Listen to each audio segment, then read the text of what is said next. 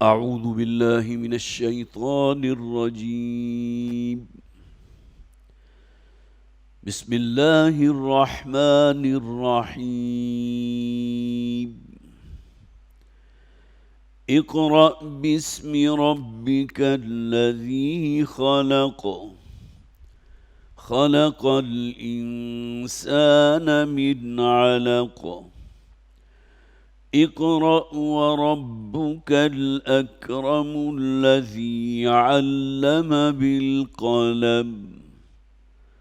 علم الإنسان ما لم يعلم. كلا إن الإنسان ليطغى أن رآه استغنى. إن إلى ربك الرجعى. أرأيت الذي ينهى عبدا إذا صلى. أرأيت إن كذب وتولى. أرأيت إن كان على الهدى أو أمر بالتقوى. أرأيت إن كذب وتولى. ألم يعلم بأن الله يرى. كلا لئن لم ينته لنسفعا بالناصية. ناصية كاذبة خاطئة. فليدع ناديه. سندع الزبانية. صدق الله العظيم. رب اشرح لي صدري ويسر لي أمري واحلل عقدة من لساني يفقهوا قولي. اللهم ألهمنا رشدنا واعذنا من شرور أنفسنا. آمین یا رب العالمین. سب سے پہلی بات تو آپ نے یہ نوٹ کی ہوگی کہ میں نے سورہ مبارکہ کی آخری آیت کی تلاوت نہیں کی، اس لیے کہ یہ آیت سجدہ ہے، اور ہمارے ہاں یہ بات مسلم ہے کہ آیت سجدہ پر سجدہ واجب ہوتا ہے، تو جو شے واجب ہو اور اس پر عمل نہ کیا جائے تو اس سے پھر گناہ بھی لازم آتا ہے۔ اس سے پہلے بھی بہت سے ہمارے مقامات ایسے تھے جہاں آیات سجدہ آئیں اور ہم نے اسے پڑھا بھی، اور میں نے خاص طور پر تاکید بھی کی تھی کہ گھر جا کر ضرور سجدہ کر لیجیے گا، اس لیے کہ بہرحال وجوب کا معاملہ ہے۔ لیکن مجھے معلوم ہے کہ انسان بھول جاتا ہے، اسے یاد نہیں رہتا، تو لہٰذا ہم ترجمہ ضرور کریں گے اس آیہ مبارکہ کا، لیکن یہ کہ اس کی تلاوت پر جو سجدہ تلاوت واجب ہے اس سے گویا کہ ایک اعتبار سے رخصت حاصل کی ہے میں نے کہ میں نے اس آیت کی تلاوت یہاں جو ہے مجلس میں نہیں کی۔ یہ آیہ مبارکہ، یہ سورہ مبارکہ کل 19 آیات پر مشتمل ہے، اور اس کے بارے میں کوئی شک نہیں ہے کہ اس سورت کی ابتدائی 5 آیات نبی اکرم صلی اللہ علیہ وسلم پر نازل ہونے والی پہلی وحی تھی، اس لیے کہ اس قدر مستند روایات موجود ہیں بخاری میں، مسلم میں، مسند احمد میں، ترمذی میں، کہ جس کو رد کر دینا ہے، جن کو قبول نہ کرنا، میں سمجھتا ہوں بہت بڑی جسارت کی بات ہے۔ لیکن بدقسمتی یہ ہے کہ چونکہ ایک وہ واقعہ بالکل انہونا سا تھا، لہذا بعض حضرات نے اگرچہ اس کی تردید نہیں کی، جو ہمارے سلف سے تفاسیر چلی آ رہی ہیں اس میں سے کسی کو اٹھا کر دیکھ لیجئے، یہ واقعہ جو ہے پوری تفصیل کے ساتھ موجود، جیسا کہ میں نے عرض کیا صحائح ستہ کی اکثر کتابیں وہ ہیں کہ جس میں یہ واقعہ جو ابتدائی 5 آیات نبی اکرم صلی اللہ علیہ وسلم پر نازل ہوئی، جو پہلی وحی تھی حضور پر جو نزول ہوا جس کا، اس کا ذکر موجود ہے۔ حضرت عروہ بن زبیر رضی اللہ تعالی عنہ، میں خاص طور پر بخاری کے واقعے کا آپ کے سامنے جو ہے وہ تذکرہ کر رہا ہوں، یہ حضرت عروہ کون ہیں؟ یہ حضرت عائشہ صدیقہ رضی اللہ تعالی عنہا کے بھانجے ہیں۔ گویا کہ حضرت عائشہ حضرت عروہ کی خالہ ہوئیں، تو انہوں نے بڑی تفصیل کے ساتھ حضرت عائشہ صدیقہ رضی اللہ تعالی عنہا کی زبانی وہ واقعہ بیان کیا، اور اس کی تمہید کچھ اس طرح تھی کہ حضرت عائشہ فرماتی ہیں کہ نبی اکرم صلی اللہ علیہ وسلم پر وحی کے نازل ہونے سے پہلے متعدد روایات ہیں کہ جس میں آپ کو رؤیائے صالحہ اللہ تعالیٰ نے دکھائے، جسے رؤیائے صادقہ بھی کہتے ہیں، وہ خواب کے جو سچے ثابت ہوئے، اور وہ خواب کے جس کے اندر بڑی گہری جو ہے حکمت موجود تھی، بڑے خیر کے خواب تھے، تاکہ حضرت عائشہ فرماتی ہیں کہ جب حضور کی صلی اللہ علیہ وسلم عمر مبارک تقریباً 40 برس کے لگ بھگ ہوئی تو آپ کو تنہائی بہت مرغوب ہو گئی، اس اعتبار سے کہ لوگوں کی مجلس میں بیٹھنا اور لوگوں کے ساتھ بیٹھ کر جو ہے گفتگو کرنا، ظاہر گفتگو ہے تو اس میں کوئی دنیاوی باتیں بھی پھر زیر بحث آ جاتی ہیں، تو نبی اکرم صلی اللہ علیہ وسلم اسے اوائڈ کرنے لگے۔ اب یہ بھی نوٹ کر لیجئے کہ حضور کی عمر جو ہے 40 برس کے لگ بھگ ہوئے، اور وہ فرماتی ہیں پھر حضور کو تنہائی جو ہے پسند ہو گئی، اگر گھر میں بھی رہتے تھے تو بالکل گویا کہ تنہائی کو آپ پسند فرماتے تھے، گوشہ نشینی اختیار کرتے تھے۔ اسی طرح پھر یہ کہ غار حرا جو قریب میں موجود تھا، اگرچہ بڑا دشوار گزار راستہ بھی ہے، اب تو سیڑھیاں بنا دی گئیں تو شاید بہت سہولت کے ساتھ لوگ وہاں تک رسائی حاصل کر لیتے ہیں، لیکن جب حضور کا زمانہ تھا تو سیڑھیاں تو نہیں تھیں، لیکن نبی اکرم صلی اللہ علیہ وسلم جو ہے کئی دن کا راشن اپنے توشہ دان میں لے کر وہاں چلے جاتے تھے، اور کئی دن وہاں جو ہے وہ تنہائی میں گزارتے تھے۔ اور اسی حدیث میں اس بات کا بھی ذکر ہے کہ کان محمد صلی اللہ علیہ وسلم یتحنس فی غار الحرا، کہ حضور غار حرا میں تحنس فرمایا کرتے تھے۔ تو حضرت عائشہ صدیقہ رضی اللہ تعالی عنہ نے پھر اس کی تفسیر بھی بیان کی کہ تحنس اس کیفیت کو کہتے ہیں جس میں انسان جو ہے تنہائی میں گوشہ نشین ہو کر مراقبہ کرے، غور و فکر کرے۔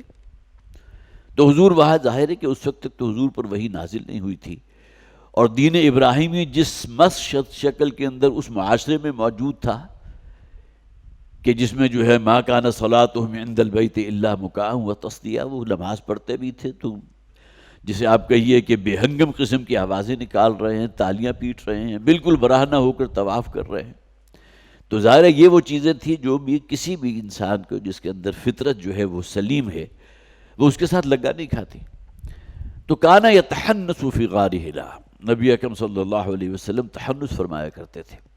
بہرحال تحنس کی پھر تفسیر جو انہوں نے بیان کی، التفکر والاعتبار، کہ غور و فکر ہے، تفکر ہے، اور پھر اسی طرح جو ہے کچھ غور کرنا ان تمام معاملات پر، کائنات کی گتھیوں کو سلجھانے کی کوئی کوشش کی جا رہی ہے، میں کون ہوں، کہاں سے آیا ہوں، کہاں جا رہا ہوں، اس لیے کہ بہرحال حضرت اسماعیل علیہ السلام کی نسل سے تھے نبی اکرم صلی اللہ علیہ وسلم، اور اس زمانے میں گویا کہ آپ یہ کہہ سکتے تھے کہ یہودی بھی موجود تھے، عیسائی بھی موجود تھے، ان کے پاس الہامی کتابیں سو کالڈ جن کے اندر بڑی ترمیم ہو چکی تھی، بڑی اس کے اندر تنسیخ ہو چکی تھی، وہ بھی موجود تھی، لیکن بہرحال ان سے کسی درجے میں جسے آپ کہیے ایک گنا تسلی نہیں ہوتی تھی، تو حضور تنہائی میں گوشہ نشینی اختیار فرماتے تھے۔ تو اسی طرح ایک دن جب کہ حضور وہاں موجود تھے تو حضرت جبرائیل علیہ السلام آئے اور انسانی شکل میں تھے، اور حضور کے قریب تشریف لائے۔ ظاہر ہے کہ کسی شخص کو اچانک اپنے بالکل اتنے قریب دیکھ لینا جبکہ وہ ان کے جاننے پہچاننے والا بھی نہ ہو، جیسا کہ ایک اور نبی کا ذکر جو ہے قرآن میں موجود ہے کہ وہ اپنی جو بھی ان کی محراب تھی یا جو بھی ان کی جو حجرہ تھا وہاں عبادت کر رہے تھے، اچانک 9 افراد جو ہیں ان کے اوپر دیوار پھاند کر داخل ہو گئے، تو جس کی وجہ سے ان کے اوپر بڑی خوف اور دہشت کی کیفیت پیدا ہوئی۔ تو اچانک حضرت جبرائیل جب آئے ہیں تو حضور صلی اللہ علیہ وسلم اس وقت وہاں تشریف فرما تھے، اور انہوں نے آ کر حضور سے کہا کہ اقرأ، پڑھو، جو ابتدائی الفاظ ہیں۔ تو حضور نے فوری طور پر، ظاہر ہے جو کیفیت حضور کی ہوگی سراسیمگی کا بھی عالم ہے، ایک ایسا شخص جسے وہ جانتے نہیں اور آ کر اچانک وہ کہتا ہے اقرأ، پڑھو، تو حضور کچھ پریشان ہوئے، اور آپ نے فرمایا ما انا بقاری، اس حدیث کے الفاظ ہے کہ حضور نے فرمایا کہ میں نہیں پڑھ سکتا، میں پڑھا لکھا نہیں ہوں۔ اور آپ کو معلوم ہے کہ جو دنیاوی تعلیم ہوتی ہے نبی اکرم صلی اللہ علیہ وسلم گویا کہ اس سے محروم رہے تھے۔ امی آپ کو اسی لیے کہا جاتا ہے، امی اس شخص کو کہتے ہیں کہ جس نے دنیاوی تعلیم حاصل نہ کی ہو، لیکن اللہ تعالیٰ کی طرف سے جو حکمت اور جو دانائی کی باتیں حضور پر وحی کے ذریعے پہنچی وہ اس دنیاوی تعلیم سے کہیں بڑھ کر تھی۔ اس پر پھر روایات میں ہے حضرت جبرائیل نے حضور کو اپنی آغوش میں لے کر بہت شدت کے ساتھ زور سے بھیجا، اور اس کے بعد پھر چھوڑا اور پھر کہا اقرا، پڑھو۔ 3 مرتبہ یہ فینومینا جو ہے ریپیٹ ہوا۔ اب ظاہر ہے کہ یہ بات بھی ذرا جسے آپ کہیے کہ خوف اور دہشت کے جو کیفیت حضور کے اوپر اس وقت ہوگی اس کے اندر اضافے کا سبب بنی، اور الفاظ یہ ہیں کہ اس قدر زور سے بھیچا کہ مجھے گویا کہ اپنا سانس گھٹتا ہوا محسوس ہوا۔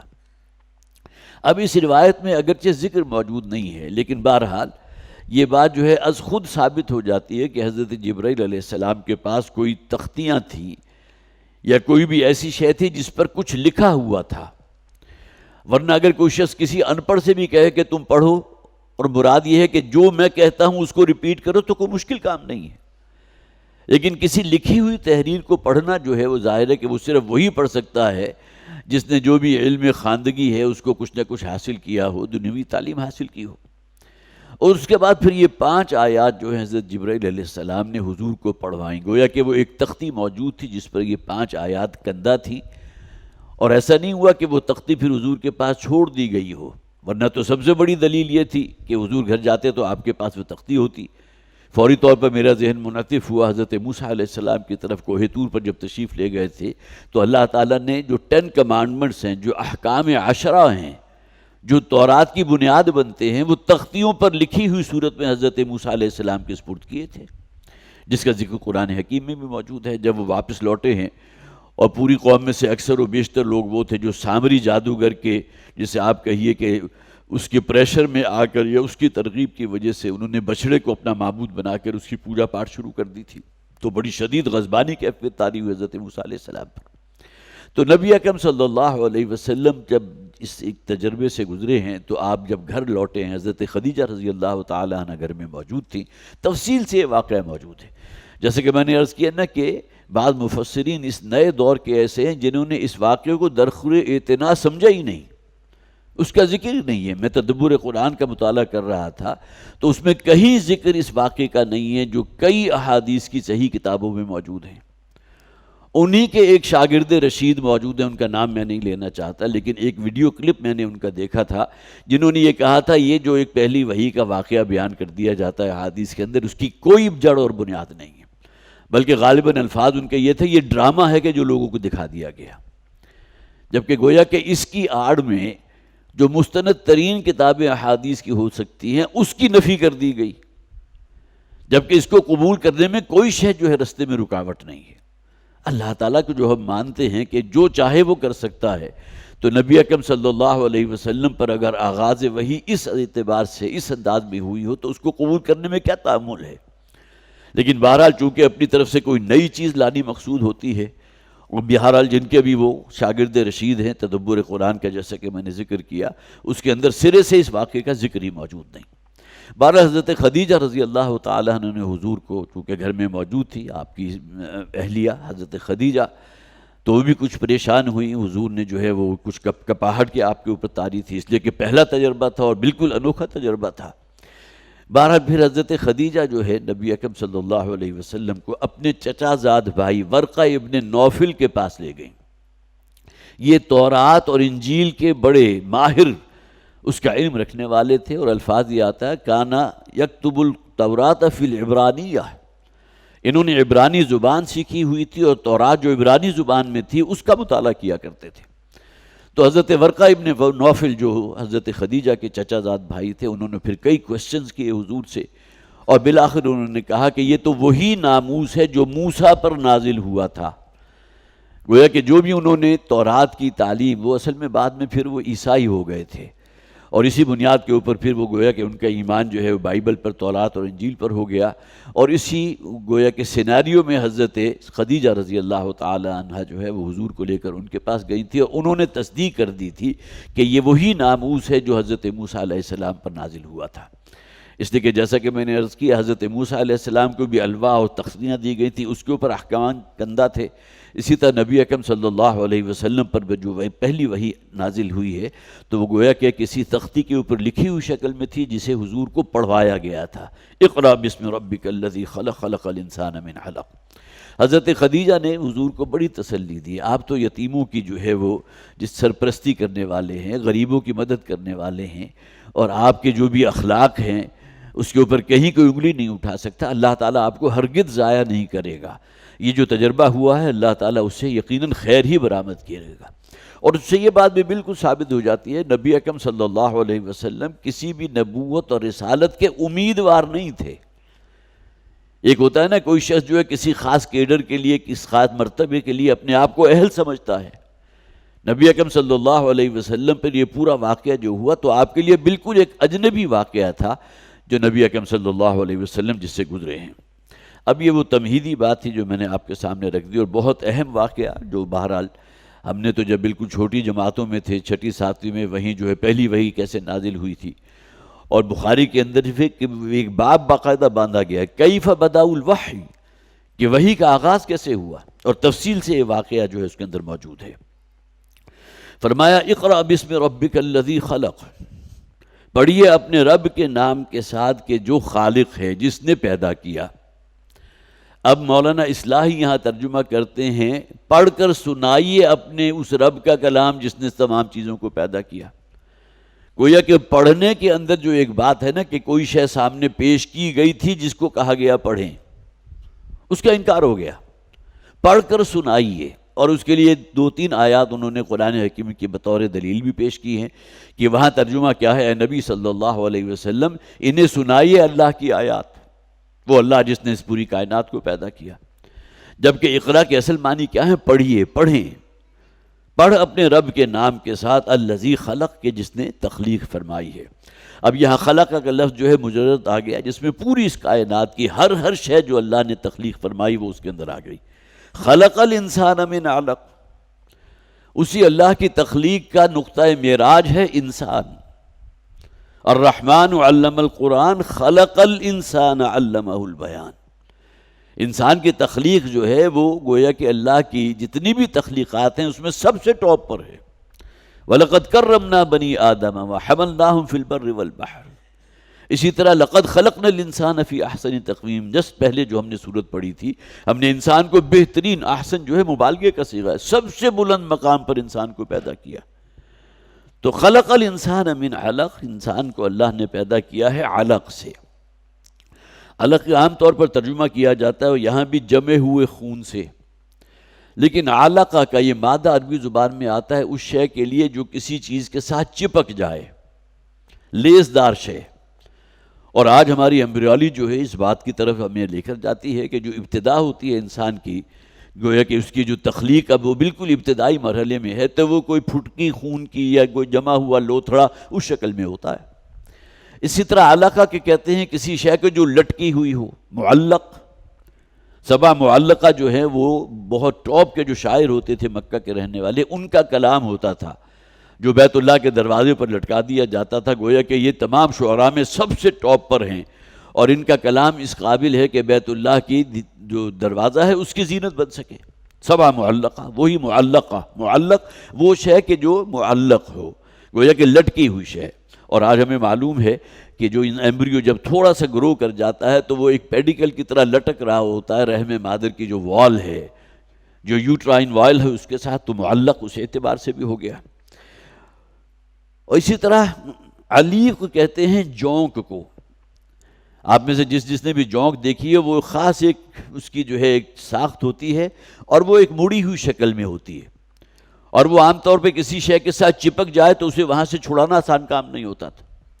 جس طرح آج کل ہمارے ہاں جو ہے مختلف حجامے کے طریقے ہیں، وہ جو ایک میکینیکل پروسیس ہے نا جس سے ویکیوم کریٹ کر کے خون جو ہے اس میں نکال لیا جاتا ہے. لیکن پہلے کیا ہوتا تھا، جونکیں لگوائی جاتی تھیں اور انسان کے جسم کے اوپر جون کو رکھ دیا جاتا تھا، اور اس کا بہرحال جو بھی اس کا منہ ہے یا جو سکنگ ایریا ہے اس کے ذریعے جو ہے وہ انسان کے جسم سے جو فاسد خون ہے اس کو چوس لیا کرتی تھی، اور پھر بڑی فربا اور موٹی ہو جاتی تھی، اور پھر اپنے وزن کو برداشت نہ کرتے ہوئے خود بخود گر پڑتی تھی۔ اگر آپ اسے اتارنے کی کوشش کریں تو بہت مشکل کام ہوتا تھا۔ تو وہ بھی گویا کہ وہ شے کہ جو کسی شے کے ساتھ بالکل چپک جائے، یہ کیفیت جو ہے جنین کے ساتھ گزرتی ہے جبکہ وہ رحم مادر کے اندر موجود ہوتا ہے۔ یہ مختلف آرات تھی جو میں نے آپ کے سامنے رکھ دی۔ اقرا وربک الاکرم، پھر وہی لفظ آ گیا، پڑھیے، پڑھ کر سنائیے، وہ اپنی دوسری شے ہے۔ سورہ مدثر کی ابتدائی آیات جو نازل ہوئی، یا ایھا المدثر قم فانذر وربک فکبر، یہ انذار ہے، یہ قرآن حکیم کی آیات کو پڑھ کر سنانا ہے۔ لیکن اقرا کے معنی کیا ہے؟ پڑھیے اپنے اس رب کے نام سے جو اکرم ہے، اکرم الاکرمین ہے۔ اکرم کسے کہتے ہیں؟ جو انتہائی کریم ہو، جو اپنی مخلوقات کے لیے انتہائی نرم رویہ رکھنے والا ہو، عزت افزائی کرنے والا ہو۔ اقرا وربک الاکرم، پڑھیے اپنے رب کے نام کے ساتھ جو اکرم ہے، جو گویا کہ سب سے کریم ہے، سب سے بڑھ کر انسانوں کا بہی خواہ ہے، انسانوں کی بہتری چاہنے والا ہے، انسانوں کے حق میں انتہائی رحیم ہے، انتہائی شفیق ہے۔ الذی علم بالقلم، وہ اللہ کے جس نے تعلیم دی یا علم سکھایا قلم کے ذریعے۔ اب یہاں بھی نوٹ کیجئے کہ انسان جب اس دنیا میں بھیجا گیا تو ایک شے جو اسے سکھا کر بھیجا گیا وہ تھا بولنا۔ حضرت آدم، حضرت حوا پہلا انسانی جوڑا تھا نا، تو ان کے درمیان بھی تو کمیونیکیشن ہوتی تھی، تو گویا کہ بول چال وہ شے ہے جو انسان نے سب سے پہلے سیکھی یا اللہ نے سکھائی۔ اگر یہ کہا جائے انسان نے خود سیکھی تو اس کے اندر گویا کہ کوئی ایک تصور ہو جاتا ہے، گویا کہ انسان خود اس مقام تک پہنچا، جبکہ ہم یہ سمجھتے ہیں یہ تمام صلاحیتیں اللہ کی دی ہوئی ہیں۔ تو سب سے پہلے انسان نے بولنا سیکھا اور اس کے بعد لکھنا سیکھا۔ اب بولنے اور لکھنے کے درمیان کتنا دورانیہ ہے اس کے بارے میں ہم کچھ نہیں کہہ سکتے۔ الفابیٹ بنائے گئے ہوں گے اور پھر ان کی آپس کے اندر جس طرح جوڑا جاتا ہے، جس طرح آپ کو معلوم ہے نورانی قاعدہ جب پڑھا کرتے تھے، الف زبر با، با زبر با، اور اس کے بعد دو دو تین تین کو ملا کر با لام با، اور یہ تمام چیزیں آپ کو یاد ہوگی جو ہم نے پڑھی ہیں۔ تو گویا کہ بولنا سیکھا اور اس کے بعد پھر اللہ تعالیٰ نے لکھنا سکھا دیا، انسان نے لکھنا سیکھ لیا۔ تو یہاں فرمایا گیا الذی علم بالقلم، اور ظاہر ہے لکھنے کے لیے بنیادی آلہ انسان کے پاس کیا ہے؟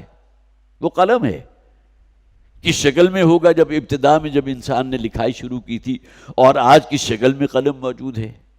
تو بہرحال یہ پورا وہ ارتقاء ہے جو اللہ تعالیٰ نے حضرت آدم علیہ السلام نے پوٹینشلی، جسے آپ فزیکل سائنسز کہتے ہیں، اللہ تعالیٰ نے حضرت آدم علیہ السلام کے اندر پوٹینشلی وہ تمام علوم گویا کہ اس میں ڈال دیے تھے۔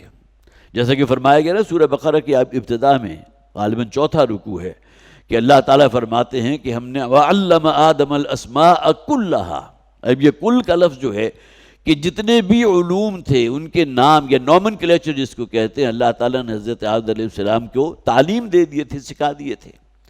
گویا کہ ہم کہہ سکتے ہیں کہ آج ہماری سائنس جس مقام تک پہنچ چکی ہے، پوٹینشلی یہ علم اللہ تعالیٰ نے حضرت آدم علیہ السلام کے اندر ودیعت کر دیا تھا۔ پوٹینشلی جو ہے وہ ودیعت شدہ تھا، آہستہ آہستہ اس کی ایکسفولیشن ہوئی ہے۔ پھر یہ ہے کہ پہیہ بھی ایجاد ہو گیا، جس کے بعد انسان کے موو کرنے کے اندر بڑی تیزی آ گئی، بھاپ کا انجن جو ہے وہ بنا لیا گیا، یہ انسان نے اپنے عقل سے کام لیا۔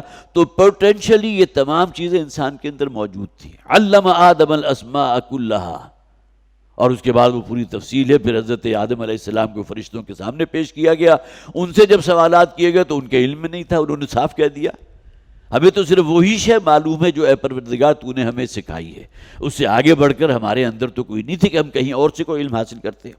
تو الذی علم بالقلم، کہ جس نے تعلیم دی ہے یا علم سکھایا ہے قلم کے ذریعے، علم الانسان ما لم یعلم، اور انسان کو تعلیم دی یا علم سکھایا ان چیزوں کا جو اسے معلوم نہیں تھی۔ علم کے عام طور پر دو اقسام بیان کی جاتی ہیں، علم الابدان اور علم الادیان۔ یہ دو ڈائمنشنز ہیں۔ ایک فزیکل سائنسز ہیں، یہ ہمارے حواس خمسہ ہیں، آنکھوں نے کسی شے کو دیکھا، آپ نے محسوس کیا، آپ نے پھر یہ ہے کہ باقاعدہ اس کے بارے میں تحقیق کی، جو بھی منطقی گتھیاں اس سے سلجھائیں، کسی ایک نتیجے تک پہنچ گئے۔ یہ علم الحواس کہلاتا ہے، جو ہمارے حواس خمسہ کی زد میں آ جاتا ہے۔ علم الابدان ہے، فزیکل سائنسز ہیں. دوسری طرف علم وحی ہے، وَإِمَّا يَأْتِيَنَّكُم مِّنِّي هُدًى فَمَن تَبِعَ هُدَايَ فَلَا خَوْفٌ عَلَيْهِمْ وَلَا هُمْ يَحْزَنُونَ. جب بھی میری طرف سے تمہارے پاس وہ علم ہدایت آئے، یہ علم کی دوسری ڈائمنشن ہے جس کے لیے ہمارے یہ حواس خمسہ اس اعتبار سے بالکل ناکافی ہیں کہ ہم مانتے ہیں کہ اللہ ہے، اس نے اس کائنات کو پیدا کیا ہے، جنت بھی ہے، جہنم بھی ہے، فرشتے بھی ہیں، ان میں سے کسی شے کو ہم نے نہیں دیکھا، لیکن یہ علم وحی کے ذریعے ہمارے علم میں آیا. عام طور پر جو ایمان کی تعریف کی جاتی ہے وہ کیا ہے؟ تصدیق بما جاء بہ النبی صلی اللہ علیہ وسلم. ہر اس شے کو تسلیم کرنا، اسے مان لینا جس کی خبر دی محمد رسول اللہ صلی اللہ علیہ وسلم نے، یہ ایمان ہے. تو یہ تمام جو غیبی حقائق ہیں ان کو ماننا، اور اس کا ذریعہ کیا ہے؟ وحی ہے. یہ علم وحی ہے، علم الابدان بھی ہے، فزیکل سائنسز بھی ہیں، دوسری طرف وہ علم وحی ہے، علم ہدایت ہے. اللہ تعالیٰ نے فرمایا جب بھی میری طرف سے نبی اور رسول وہ ہدایت کا پیغام لے کر آئیں تو اب اس کو قبول کرنا تم پر لازم ہے. اور اس ہدایت کی پہچان اللہ تعالیٰ نے انسان کی فطرت میں رکھ دی ہے. وہ پہچان لیتا ہے کہ یہ بات جو ہے اس کے فطرت کے بالکل قریب ہو کر بات کی گئی ہے. علم الانسان ما لم یعلم کلا ان الانسان لا یطغی. ہرگز نہیں. اصل معاملہ کیا ہے کہ انسان جو ہے وہ طغیانی اور سرکشی پر آمادہ ہو ہی جاتا ہے. وہ کس بنیاد پر؟ کہ انسان کے اندر ایک پورا حیوان بھی موجود ہے، حیوانی جبلتیں بھی ہیں، اینیمل انسٹنکٹس بھی ہیں، نفس بھی ہے اور نفسانی خواہشات بھی ہیں. اور یہ تمام چیزیں وہ ہیں جو انسان کو پستی کی طرف کھینچتی ہیں، گناہوں کی طرف لے کر جاتی ہیں. ان النفس لامارۃ بالسوء. یقیناً یہ نفس جو ہے، یہ انسان کے جو حیوانی اور نفسانی تقاضے ہیں وہ اسے سوء کی طرف، برائی کی طرف، پستی کی طرف کھینچنے والے ہیں. تو کلا ان الانسان لا یطغی. اگر انسان وہ علم وحی اور علم ہدایت جو ہے اس سے کنارہ کشی اختیار کر لے گا، اسے ترک کر دے گا، اس کی طرف متوجہ نہیں ہوگا، تو اس کا نتیجہ کیا نکلے گا کہ انسان کے اندر سرکشی پیدا ہو جائے گی، انسان کے اندر بغاوت پیدا ہو جائے گی، اللہ کی نافرمانی پیدا ہو جائے گی. اس حقیقت کا ذکر کیا گیا. انسان جو ہے وہ تو سرکشی کے لیے آمادہ رہتا ہے، آمادہ ہو ہی جاتا ہے. ارآہ استغنا. گویا کہ اسے اس طرف لے جانے والی شے کیا ہے کہ وہ اپنے آپ کو مستغنی سمجھتا ہے، اس پر فوری پکڑ نہیں آتی اس کے رب کی طرف سے. جیسے کہ قرآن میں کہا گیا نا، اگر انسان کو اس کی بدعمالیوں کی سزا ہم فوراً دے دیں تو شاید روئے ارضی کے اوپر زندہ چلتے پھرتے چند ہی انسان نظر آئیں گے. یہ تو اللہ تعالیٰ رسی دراز کرتا ہے نا، ڈھیل دیتا ہے، مہلت دیتا ہے. تو یہ سرکشی پر آمادہ کرنے والی شے کیا ہے کہ فوری طور پر کسی شخص نے کسی کو فرض کیجئے بہت بڑا تانا دے دیا، اس کی زبان کے اوپر چھالا تک نہیں نکلے گا. کسی نے جھوٹی گواہی دے دی قرآن پر ہاتھ کر کے، زمین تو نہیں پھٹی، نہ آسمان شک ہوا. تو یہ وہ شے ہے جسے قرآن کہتا ہے ہم انہیں مہلت دیتے ہیں اور دیکھتے ہیں کہاں تک جاتا ہے اپنے گناہوں کی زندگی میں، کس انتہا تک پہنچتا ہے. پھر اچانک اللہ تعالیٰ کی طرف سے پکڑ آتی ہے تو پھر کوئی شے اس کے کام آنے والی نہیں ہوتی، پھر اللہ کی پکڑ سے نکل کر نہیں بھاگ سکتا. تو کلا ان الانسان لیطغی ان رآہ استغنی. اس بنیاد پر کہ وہ اپنے آپ کو مستغنی سمجھتا ہے، اسے تو کوئی پرواہ نہیں ہے، اس لیے کہ فوری پکڑ اللہ کی طرف سے نہیں آ رہی، وہ جو ہے سرکشی پر آمادہ ہو جاتا ہے. ان الی ربک الرجعی. یہ ہے اصل حقیقت. یقیناً ہر انسان کو اس کے رب ہی کی طرف لوٹنا ہے. جس نے پیدا کیا ہے اسی کے حضور حاضری ہوگی، اور نہ صرف حاضری ہوگی، یہ دنیاوی زندگی جو ہے کھیل تماشا نہیں ہے. یہاں خوب انجوائے کرو، یہاں کی لذتوں سے خوب جو ہے فائدہ اٹھاؤ، یہاں عیاشیوں کے اندر زندگی بسر کر کے چلے جاؤ اور وہاں کوئی پکڑ نہ ہو. دوسروں پر ظلم کرو، ناانصافی کرو، حق تلفی کرو اور وہاں اللہ کے ہاں کوئی پکڑ نہ ہو. ان الی ربک الرجعی. یہ حقیقت ہے کہ بالآخر سب کو تمہارے رب ہی کی طرف لوٹ کر پہنچا دیا جائے گا. لوٹنا اسی کی طرف ہے. انا للہ و انا الیہ راجعون. منہا خلقناکم وفیہا نعیدکم ومنہا نخرجکم تارۃ اخری. ہم نے اس زمین ہی سے تمہیں پیدا کیا، اسی میں واپس لوٹا دیں گے، اور پھر اسی زمین سے نکال کر تمہیں تمہارے رب کے حضور کھڑا کر دیا جائے گا۔ ان الی ربک الرجعی، یقیناً تم سب کو اپنے رب ہی کی طرف لوٹنا ہے۔ ارأیت الذی ینہا، اب یہاں گویا کہ تعجب کا اظہار کیا گیا، کیا آپ نے دیکھا اس شخص کو؟ اگرچہ واحد کا صیغہ ہے، حضور سے مخاطب کر کے کہا جا رہا ہے، لیکن اس بات کو بھی نوٹ کیجئے کہ اس سورہ مبارکہ کی ابتدائی 5 آیات ہیں کہ جو پہلی وحی حضور پر نازل ہوئی، جس کے بارے میں تفصیل سے میں نے بالکل آغاز میں عرض کیا تھا، اور بقیہ حصہ جو ہے چند سالوں کے بعد نازل ہوا تھا۔ گویا کہ اب حضور کو دعوت و تبلیغ کا کام کرتے ہوئے چند 20 برس بیت چکے ہیں، یا 1.5-2 برس ہی گزرا ہے، لیکن اس کے بعد کا جو نقشہ ہے وہ اگلی آیات میں ہمارے سامنے آ رہا ہے۔ اور اس وقت تک ابو جہل کا اور بھی جتنے مخالفین تھے نبی اکرم صلی اللہ علیہ وسلم کے، ان سب کا کردار جو ہے کھل کر سامنے آ چکا تھا۔ وہ سب کے سب بالکل ننگے اور رویاں ہو چکے تھے حضور کی مخالفت میں۔ لہذا یہاں فرمایا گیا ارأیت الذی ینہا، کہ آپ نے دیکھا اس شخص کو جو منع کر رہا ہے، روک رہا ہے، عبداً اذا صلی، کس شے سے منع کر رہا ہے؟ ایک بندے کو جب کہ وہ نماز ادا کر رہا ہو۔ نماز اس شکل میں ابھی نازل نہیں ہوئی تھی، حضور کے اوپر گویا کہ فرض نہیں ہوئی تھی جس شکل میں آج ہم پڑھ رہے ہیں۔ یہ تو شب معراج کا تحفہ ہے نا جو حضور کو دیا گیا، 5 وقتہ نماز کا نظام، یہ شب معراج کے تحفوں میں سے ایک تحفہ ہے۔ لیکن یہ کہ اس وقت بھی جو ہوتا تھا اپنے رب کے حضور سجدہ ریز ہونا، اور بیت اللہ کے صحن کے اندر بیت اللہ کا طواف کرنا، یہ نماز جس شکل میں بھی ہوگی اس کو ادا کرنا، تو کیا دیکھا اس شخص کو کہ جو روکتا ہے، منع کرتا ہے ایسے بندے کو کہ جو نماز پڑھ رہا ہو، اس بندے کو کہ جو نماز کی حالت میں ہو۔ ارأیت ان کان علی الہدی، اب یہاں نوٹ کیجئے نبی اکرم صلی اللہ علیہ وسلم کی سیرت سے کئی واقعات ملتے ہیں مختلف احادیث کے اندر۔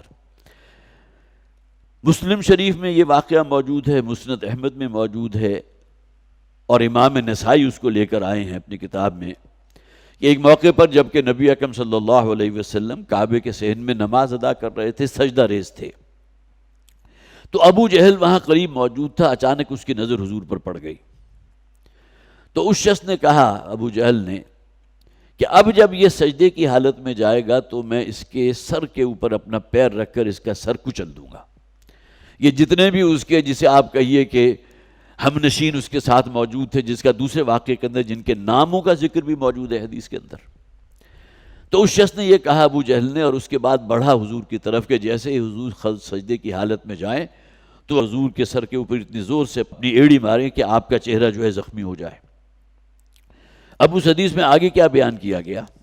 وہ تو یہ کہہ کے حضور کی طرف بڑھا، لیکن جب حضور سجدے کی حالت میں گئے اور وہ قریب ہوا کہ اپنے اس شنیع فعل کا ارتکاب کر سکے، ظاہر سرداران قریش میں سے تھا، تو جو بات اس نے کہہ دی اب اس سے پیچھے ہٹنا تو اس کے لیے ممکن نہیں تھا نا، تو اس کی بڑی بے عزتی ہو جاتی، بڑی سبکی ہو جاتی۔ لہٰذا وہ بڑھا حضور کی طرف اپنے اس، جسے آپ کہیے کہ انتہائی شنیع عمل کے اوپر عمل کرنے کے لیے، لیکن جیسے ہی حضور کے قریب پہنچا ہے تو اچانک دہشت زدہ ہو کر واپس پلٹ آیا۔ اب جو اس کے ساتھی موجود تھے وہ تو اس بات کا امید رکھتے تھے کہ اس نے جو کہا ہے اس پر عمل بھی کرے گا، لیکن یہ کہ اس کی یہ کیفیت جب واپس لوٹا تو اس نے پھر ابو جہل سے ان لوگوں نے سوال کیا، کیا معاملہ ہوا؟ تم نے تو یہ کہا تھا، تم نے یہ کام کرنے کا ارادہ بھی کیا، تم حضور کی طرف بڑھے بھی، لیکن اس کے باوجود اسی طرح جس طرح کوئی شے جو بہت ہی خوف زدہ اور دہشت زدہ ہو کر کوئی جو ہے شخص واپس آتا ہے، یہ کیفیت تمہاری ہوئی۔ تو ابو جہل نے یہ کہا کہ جب میں حضور کی طرف بڑھا اس ارادے سے تو اچانک میں نے دیکھا کہ آگ کی ایک بہت بڑی کھائی ہے جس کے شعلے جو ہے میری طرف بڑی تیزی سے لپک رہے ہیں اور مجھے جلا کر بھسم کر دیں گے۔ اب وہ کیفیت ایسی تھی کہ جس کی تاب نہ لاتے ہوئے میں فوراً وہاں سے الٹے پاؤں جو ہے واپس آ گیا۔ یہ واقعہ موجود ہے مسلم شریف میں بھی اور حدیث کی اور 2 کتابوں میں بھی۔ اسی طرح ایک اور دوسرا واقعہ ہے، یہ بخاری شریف میں موجود ہے، اور جس میں نبی اکرم صلی اللہ علیہ وسلم کی یہی کیفیت کہ آپ صحن کعبہ میں جو ہے عبادت کر رہے تھے، کوئی سجدہ ریز تھے، جیسے کہ میں نے عرض کیا نماز اس شکل میں موجود نہیں تھی جو آج ہے، لیکن یہ کہ بہرحال جو بھی عبادت کے مراسم عبودیت ہوتے ہیں وہ حضور بجا لا رہے تھے۔ تو اس موقع پر ابو جہل نے اپنے کسی ایک جو اس کے چیلوں میں سے بہت سے چیلے تھے، جو اس کی باتوں پر کو جو ہے اپنے لیے حکم کا درجہ دیتے تھے، ان میں سے کسی ایک سے کہا کہ جاؤ فلاں محلے کے اندر آج ایک اونٹ قربان ہوا ہے، تو اونٹ کی جو وہاں اوجڑی پڑی ہوگی، اب اونٹ کی آپ دیکھیے اس کی جسامت کتنی ہوتی ہے اور اوجڑی کا وزن کتنا ہوگا۔ ایک روایت میں ہے کہ اوجڑی وہاں موجود ہے پڑی ہوئی، وہ لے آؤ، اور ایک دوسری روایت میں ہے کہ کوئی اونٹنی ذبح ہوئی تھی کہ جس کی بچہ دانی جو ہے وہ مردہ بچے کے ساتھ اس کے ابھی گویا کہ اسے ذبح کر دیا گیا یا مر گئی، تو اس کے پیٹ میں سے نکلا تھا۔ اب یہ شخص جو ابو جہل کا جو چیلا تھا یہ گیا اور وہاں سے جا کر بہت ہی وزنی، ممکن ہے ایک شخص کے اٹھانے کی بات ہی نہ ہو، 2-3 گئے ہوں گے، اور جا کر اس واجنی اوجڑی کو لا کر جو ہے نبی اکرم صلی اللہ علیہ وسلم کے اس انتظار میں بیٹھے رہے، جیسے ہی آپ سجدے میں جائیں صحن کعبہ ہے، حالانکہ نوٹ کیجئے، اور نجاست بڑی اوجڑی ہے یا وہ بچہ دانی ہے اس اونٹنی کی، اور لا کر اس نے جبکہ حضور سجدے کی حالت میں تھے آپ کے کندھوں اور سر کے اوپر رکھ دی، اور اس قدر بوجھ تھا اس کا کہ نبی اکرم صلی اللہ علیہ وسلم اپنی گردن نہیں اٹھا سکے۔ حضرت فاطمہ رضی اللہ تعالیٰ عنہ حضور کے قریب ہی گھر موجود تھا، ان تک خبر یہ پہنچی تو فوراً آئی ہیں، آ کر جو ہے حضور صلی اللہ علیہ وسلم کے جو بھی نجاست موجود تھی اس کو صاف کیا۔ تو یہ کام اس شخص نے کیا تھا، ابو جہل کے کہنے پر چند افراد نے یہ کام کیا۔ یہ سلوک بد سلوکی کی انتہا ہے جو نبی اکرم صلی اللہ علیہ وسلم کے ساتھ کی گئی، اور اس موقع پر اس حدیث میں ہے کہ حضور نے نام لے کر 6 افراد جو اس وقت نمایاں تھے ان کے، یہ سب سرداران میں سے تھے۔ معلوم ہوتا ہے کہ ان کی بیٹھک اور ان کی چوپال جو ہے صحن کعبہ کے اندر جمتی تھی، اور وہاں بیٹھ کر جو ہے کھیل تماشے بھی ہو رہے ہیں، کچھ آپس میں ہنسی مذاق بھی ہو رہا ہے، کوئی گپ شپ بھی ہو رہی ہے۔ تو یہ 6 افراد کا نام جو ہے ان کا اس حدیث کے اندر موجود ہے کہ حضور نے ان کے لیے بد دعا کی، اے پروردگار انہیں جہنم واصل کر، اور بھی الفاظ حضور نے ان کے لیے جو ہے بد دعائیہ الفاظ ادا کیے۔ وہ 6 افراد کون تھے؟ ایک تو ابو جہل جو سرغنہ تھا ان سب کا، جسے آپ کہہ سکتے ہیں کہ سردار تھا، جس کے بارے میں حضور کے الفاظ موجود ہیں، ھذا فرعون ھذہ الامہ، جب اس کا بے گور و کفن لاشا جو ہے وہاں موجود تھا میدان بدر کے اندر، اور سر اس کا کٹا ہوا تھا، تو حضور نے اشارہ کر کے فرمایا تھا یہ میری امت کا، یہ میری قوم کا فرعون تھا کہ جو یہاں مردہ حالت میں موجود ہے، اس کا لاشا یہاں موجود ہے کھجور کے تنے کٹے ہوئے تنے کی طرح۔ تو سب سے پہلے ابو جہل کا نام ہے، پھر عتبہ ابن ربیعہ ہے، پھر تیسرا جو سردار تھا ان کا شیبہ، اور چوتھا جو تھا ولید ابن امیہ، اور پانچواں امیہ ابن خلف، اور چھٹا عقبہ ابن ابی معیط۔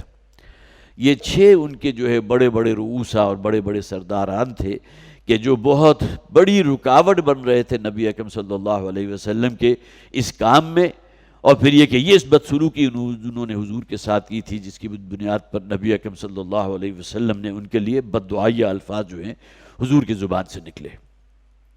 تو ارأیت الذی ینہی عبدا اذا صلی، کیا تم نے دیکھا اس شخص کو یا اس گروہ کو یا اس چوپال کو کہ جو روکتا ہے ایک بندے کو جبکہ وہ نماز ادا کر رہا ہو؟ ارأیت ان کان علی الہدی، کیا خیال ہے اگر یہ شخص ہوتا ہدایت کے رستے پر؟ کس کے بارے میں کہا جا رہا ہے؟ اکثر و بیشتر مفسرین لکھتے ہیں یہ ابو جہل کی بات ہو رہی ہے، وہی سرغنہ تھا نا، اسی کے اشارے کے اوپر یہ سارے کام کیے جا رہے تھے۔ تو اللہ تعالیٰ فرماتے ہیں اگر یہ ہدایت کے رستے پر ہوتا، ایمان لے آنے والوں میں سے ہوتا، تو اس کی کیفیت کیا ہوتی؟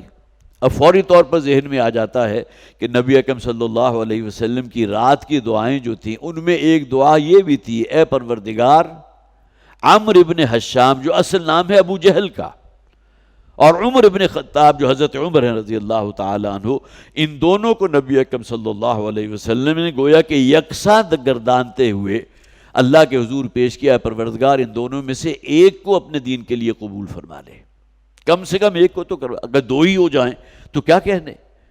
تو اسی طرح گویا کہ اشارہ ہے اگر یہ شخص ابو جہل ہوتا ہدایت کے رستے کے اوپر، ایمان لانے والوں پر، اور حضور کا دست و بازو بنتا، اس رستے پہ آگے چلنے والا ہوتا، او امر بالتقوی، اور یہ تقوی کا حکم دینے والا ہوتا، نیکی کا داعی بن جاتا، جیسا کہ ابو بکر ہیں، جیسا کہ حضرت عمر رضی اللہ تعالیٰ عنہ بعد میں وہ بھی ایمان لے آئے، وہ پھر جس طرح انہوں نے جو ہے تکبیر رب کا فریضہ انجام دیا ہے، حضور کے دست و بازو بنے ہیں، اور گویا کہ اس پورے معاملے میں کتنا آگے پہنچ گئے ہیں کہ بہت سے پیچھے آنے والے جو ہیں فخر کرتے ہوں گے کہ حضرت عمر رضی اللہ تعالیٰ عنہ جو کہیں بعد میں ایمان لائے ہیں، لیکن یہ کہ وہ پہلو سے کتنے آگے نکل گئے۔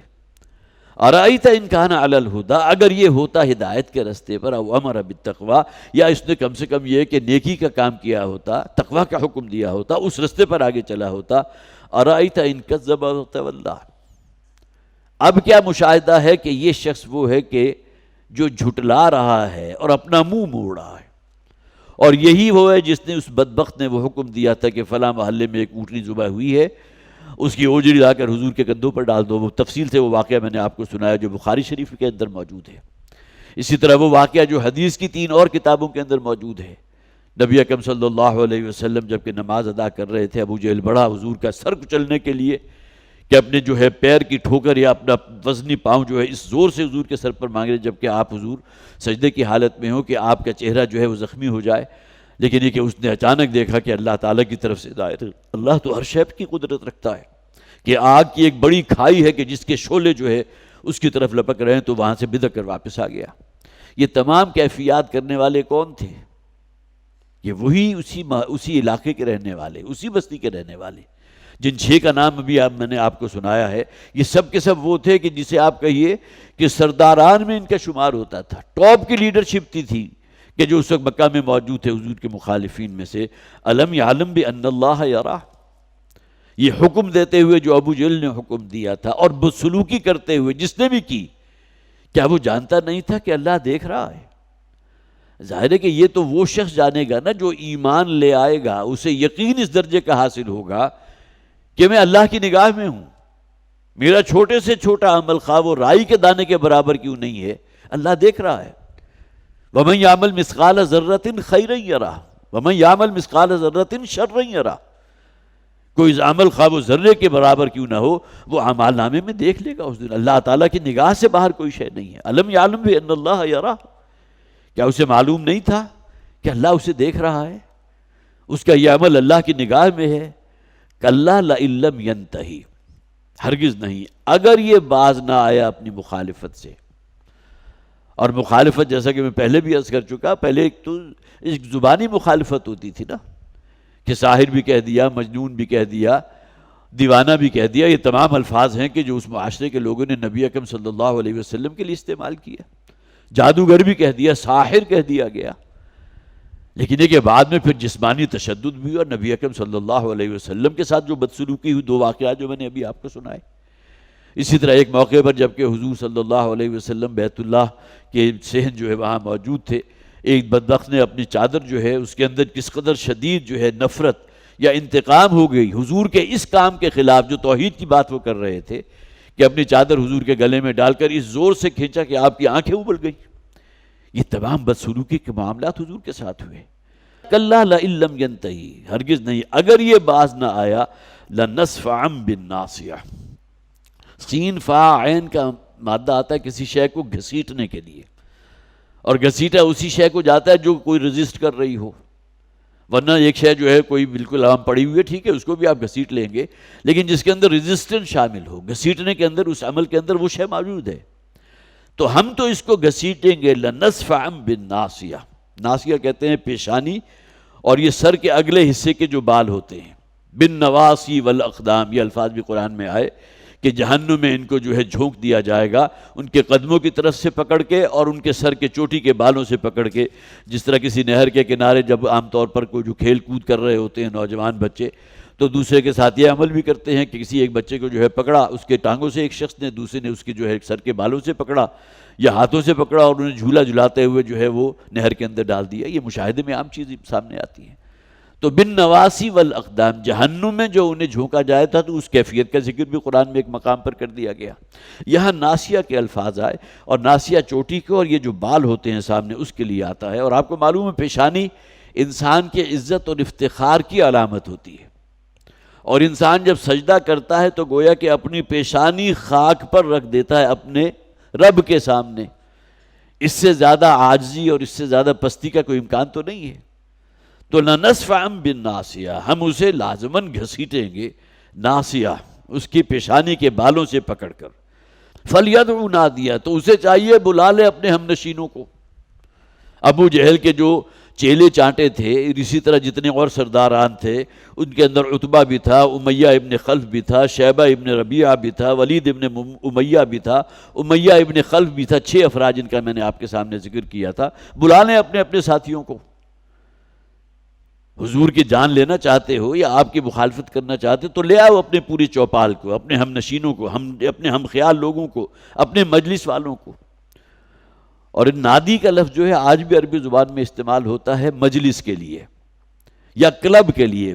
انگریزی زبان کا جو لفظ ہے نا کلب، کچھ لوگوں نے مل کر جو ایک کلب بنا لیا، بہت سے سوسائٹیز کے اندر کلب بنے ہوتے ہیں جس کی ممبرشپ حاصل کرنا بھی کوئی آسان کام آج کل نہیں ہے۔ تو یہ کلب کا ایک تصور آتا ہے، تمہارے کلب کے جو لوگ ہیں، تمہارے جو ہم خیال ہیں، ہم نشین ہیں، تمہارے ساتھ بیٹھنے والے ہیں، تمہاری بیٹھک چوپال میں بیٹھنے والے ہیں، بلا لو ان کو۔ فَلْيَدْعُ نَادِيَهُ، اسے چاہیے کہ بلا لے اپنے ہم نشینوں کو، اپنے مجلس کے لوگوں کو۔ سَنَدْعُ الزَّبَانِيَةَ، ہم بھی بلا لیں گے دوزخ کے فرشتوں کو۔ زا با اور نون یہ مادہ عربی زبان میں آتا ہے اس اونٹ یا اونٹنی کے لیے اگر کوئی شخص اس کی طرف شرارت کی نیت سے بڑھتا ہے اسے نقصان پہنچانے کے لیے، تو عام طور پر آپ نے دیکھا ہوگا کہ گھوڑا یا گدھا ہے وہ اپنی پچھلی ٹانگیں زور سے مارتے ہیں، وہ اگلی ٹانگوں کو استعمال نہیں کرتے۔ لیکن اونٹ کا معاملہ کیا ہے، یہ اگلی ٹانگوں کو استعمال کرتا ہے۔ تو ان کے لیے جو ہے وہ دلتی کا لفظ ہمارے یہاں عام طور پر استعمال ہوتا ہے کہ حیوان اگر کسی کے اوپر ناراض ہو جائے یا کسی کو دیکھے کہ وہ اس کے ساتھ کوئی شرارت کرنے کے لیے آ رہا ہے تو وہ گویا کہ زور سے ٹانگیں مارتا ہے۔ تو یہی مادہ عربی زبان میں آتا ہے اونٹ کے یا اونٹنی کے لیے کہ جو اپنی دونوں ٹانگوں سے حملہ کرتی ہے۔ تو زبن کا لفظ وہاں سے لیا گیا، گویا کہ کسی کو نقصان پہنچانے والا، جھپٹنے والی شے۔ تو وہ فرشتے کو جہنم کے اوپر اللہ تعالیٰ نے معمور کر دیے، وہ زبانیاں ہیں، وہ گویا کہ جہنم کے داروغے ہیں، وہ بہت تندخو ہیں، بہت سخت ہیں، جو وار کرتے ہیں یا یہ کہ جو حملہ کرتے ہیں تو اس سے پھر کوئی بچ کر نہیں نکل سکتا۔ تو تم اپنے مجلس والوں کو بلا لو، ہم بھی بلا لیں گے۔ سنت زبانیہ، ہم بھی بلاتے ہیں زبانیہ کو جو جہنم کے اوپر اللہ تعالیٰ نے فرشتے مقرر کر دیے۔ کلا، ہرگز نہیں، لا تطعہ واسجد واقترب، ابھی آیت سجدہ ہے، بہرحال جو حضرات بھی یہاں سن رہے ہیں وہ لازماً جا کر سجدہ کر لیں۔ اب یہ لا تطعہ، اب آپ اے نبی صلی اللہ علیہ وسلم آپ ان لوگوں کے پریشر میں نہ آئے۔ اطاعت صرف کسی کی بات کو مان لینا، تسلیم کر لینا یا اس کا حکم تسلیم کر لینا اس کے لیے نہیں آتا۔ کسی کے پریشر میں آ جانا، کسی کی باتوں میں آ جانا، آپ ان کی باتوں میں نہ آئیں۔ انہوں نے ہر حربہ استعمال کر لیا، اپنی زبان کو استعمال کر لیا، اپنی قوت کو استعمال کر لیا۔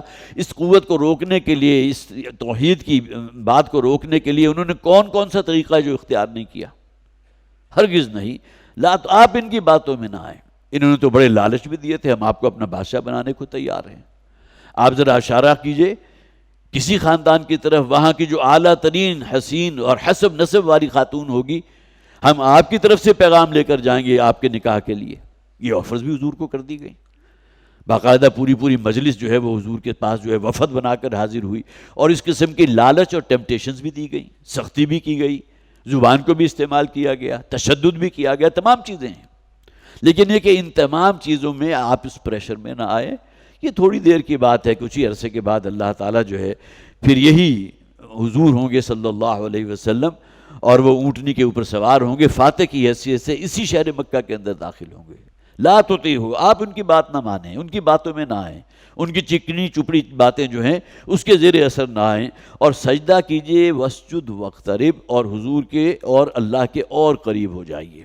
یہاں یہ بھی معلوم ہوا کہ سجدہ اصل میں وہ حالت ہوتی ہے انسان کی جبکہ انسان اپنے رب کے قریب ترین ہوتا ہے، قریب ترین۔ اس لیے کہ جیسا کہ اس سے پہلے بھی کبھی میں نے بیان کیا تھا، والد محترم ہی کی زبان یہ سنا ہے، اور یقیناً حدیث کے الفاظ بھی اس سے بالکل قریب ہوں گے کہ انسان اپنے رب کے قریب ترین ہوتا ہے سجدے کی حالت میں۔ اور اس کا مفہوم یہ ہے کہ جب کوئی شخص سجدہ کرے تو وہ یوں محسوس کرے گویا کہ اس نے اپنی پیشانی اپنے رب کے قدموں میں ڈال دی ہے۔ اور سجدہ وہ ہے کہ جو صرف اللہ کے لیے ہے، کسی نبی یا رسول کے لیے بھی نہیں۔ اگرچہ حضرت یوسف علیہ السلام کو جو سجدہ کیا تھا ان کے 11 بھائیوں نے، تو اس میں بہرحال ایک گنجائش موجود ہے کہ اس وقت تک سجدہ تعظیمی جو ہے اس کی حرمت نہیں آئی تھی، لیکن دین محمدی میں، ہمارے دین اسلام میں صلی اللہ علیہ وسلم، اس سجدے کی جو ہے قطعاً ممانعت ہے۔ آج بھی بہت سی آپ نے جو ہے کچھ ویڈیوز ایسی دیکھی ہوں گی کہ آج کا پیر جو ہے وہ چاہتا ہے کہ اس کے جو بھی مرید ہیں اسے سجدہ بھی کریں۔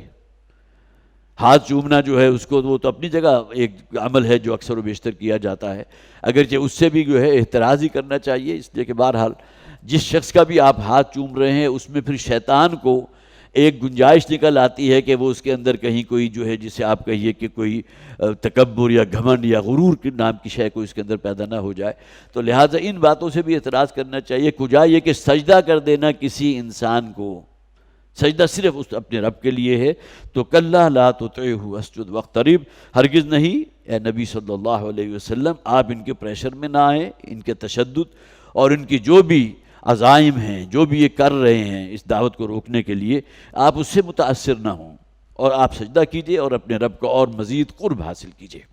یہاں یہ 19 آیات سورہ علق کی یہاں مکمل ہو گئیں۔ اللہ تعالی ہمیں قرآن حکیم کو سمجھنے کی اور اس پر عمل کرنے کی توفیق عطا فرمائے۔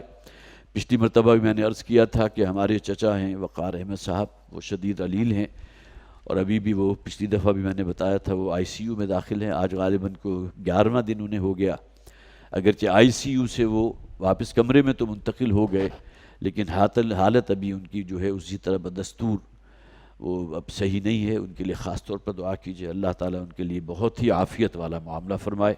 بارک اللہ لی و لکم فی القرآن العظیم ونفعنی و ایاکم بالآیات والذکر الحکیم۔